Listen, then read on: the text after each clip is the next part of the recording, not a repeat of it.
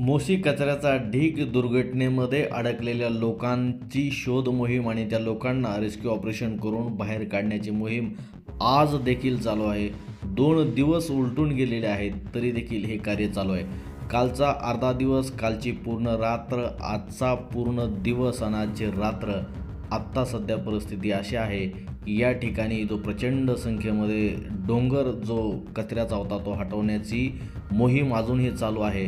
आणखी 8 लोक आतमध्ये त्या इमारतीमध्ये आतमध्ये आहेत, त्यांना सोडवण्यासाठी हा प्रयत्न आजही चालू आहे. आज 3 JCB आणि डंपरच्या साहाय्यानं हा मलबा हटवण्याचं काम आजही चालू आहे, असं महानगरपालिकेच्या वतीनं अधिकृतरित्या आता कळवण्यात आलेलं आहे. अजूनही 8 लोक अडकलेले आहेत. ते काय अवस्थेमध्ये आहेत त्याबद्दल अजूनही अधिकृत काही माहिती हाती आलेली नाही.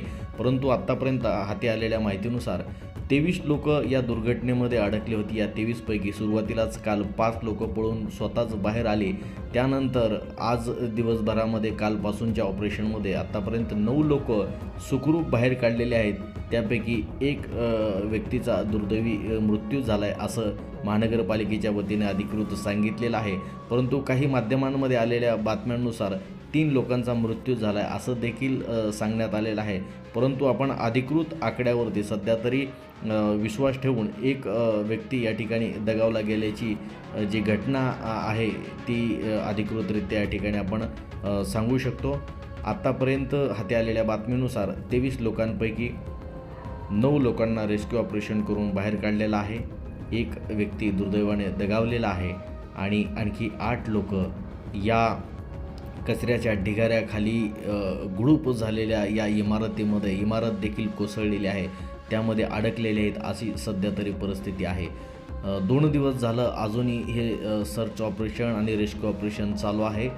या 2 दिवसांनंतर सुद्धा जर का हा भला मोठा महाकाय कचऱ्याचा ढिगारा जर बाजूला निघत नसेल तर कल्पना करू शकतो आपण की किती प्रचंड संख्येमध्ये या ठिकाणी किती मोठा उंचीचा हा ढिगारा असेल.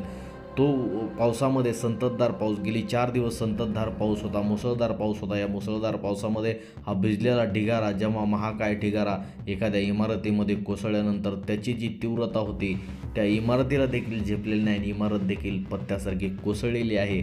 अशा पद्धतीचं काल गिरीश महाजन जे मंत्री आहेत राज्याचे त्यांनी आपल्याला सांगितलेली माहिती होती.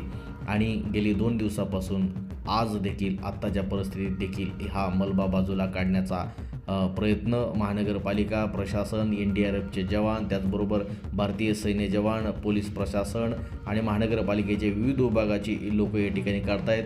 आपण यामध्ये पाहिलं की लोकांचं सर्च ऑपरेशन करण्यामध्ये लोक कुठं दडलेले आहेत, कुठं अडकलेले आहेत हे शोध मोहीम घेण्यासाठी श्वान पथकाला देखील या ठिकाणी पाचारण केलेलं आहे आणि श्वान पथकाच्या माध्यमातून देखील इथं दडलेल्या लोकांचा, अडकलेल्या लोकांचा शोध घेतला जात आहे अशी सध्या तरी परिस्थिती आहे. महानगरपालिकेचे आयुक्त डॉक्टर विजय सूर्यवंशी हे या ठिकाणी जे दुर्घटनाग्रस्त कर्मचारी होते त्यांच्या नातेवाईकांना धीर देताना या ठिकाणी पाहायला मिळत आहेत आणि प्रशासन तुमच्या सोबत आहे असा दिलासा नातेवाईकांना दिला जात आहे.